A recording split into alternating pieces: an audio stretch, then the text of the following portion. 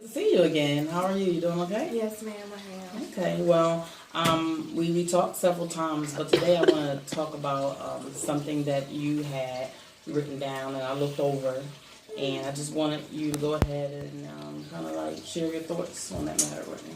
Okay, I would like to say first that I trust in the Lord. I feel like He has a plan for me, and I know that there's a path that He wants me to go. Mm-hmm. But I just can't continue to be, I'm going to do this and I'm going to do right. I don't feel it. I don't feel it in me. I don't feel it in my spirit. I just feel like me going off to college isn't the correct thing. I feel like me wasting my time in studies that I might fail or might just drop out, waste time. It's not worth it. I'd rather just work my life to the top and not, waste my time, waste my parents' time, waste money most of all. I just don't feel like, doing that at all. Okay. I can certainly understand your reservations and it sounds like some fears there. And you did mention that you trust God. Mm-hmm. And that's very key in all areas of our life. And so definitely you're on the right track there. But the word, and actually in Joshua it states that God said, well, haven't I not commanded you to be not afraid nor dismayed, for the Lord thy God is with you wherever you go. And he actually commands us to be courageous. And also in 2 Timothy 1:7, it says that God has given us the spirit has not given us the spirit of fear, but he's actually given us the spirit of power and love and of sound mind. So from what I'm hearing is that you have these fears and these reservations, but I want to, dwell a little bit more into what God says and why he says that we shouldn't, have such fears, because ultimately he's with you wherever you're going. Mm-hmm. And the spirit of fear is a heavy burden to carry, and it's so elating for the spirit of love and power and a sound mind. That sounds so much lighter, doesn't it? I do.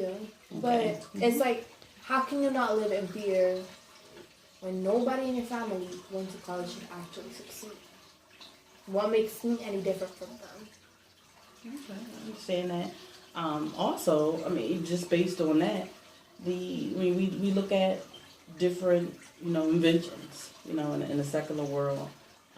It always takes a step, right? Mm-hmm. You never, or not inventions per se, but let's think about a marathon runner, right? They would have never known that they could run 26 point some odd miles if they've never took their first step.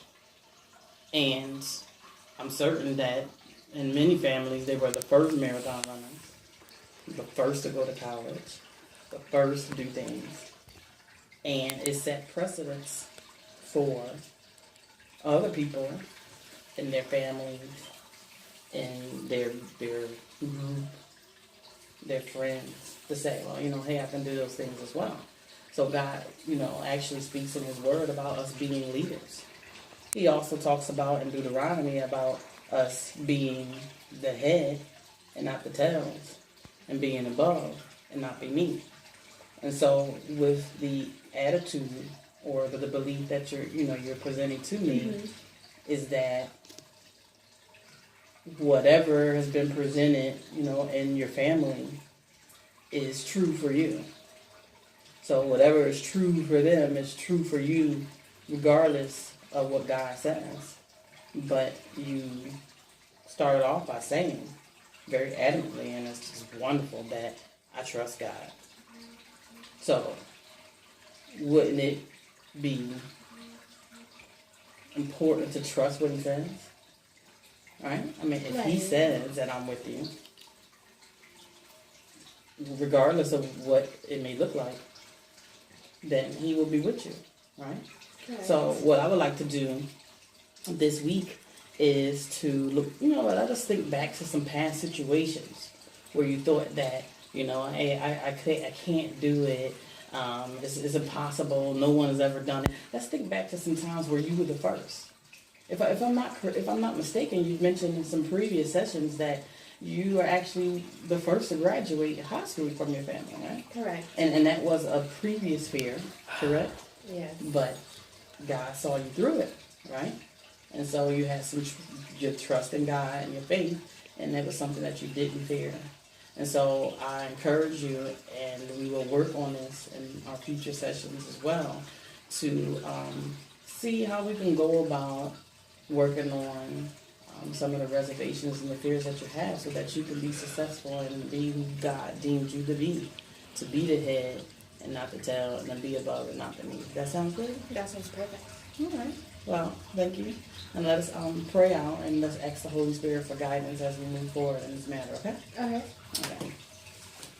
Father God, we come here before you, Father God. We just praise your holy name. We thank you for all that you're doing in our lives. We ask that you just continue to be with Delia, Father God, because she trusts you, Father God. And Father God, we ask that you just continue to speak to her heart, and Holy Spirit to guide her to the things that you would have her to do. We just want to thank you and praise your holy name. We ask for you to be in these next sessions for understanding and clarity.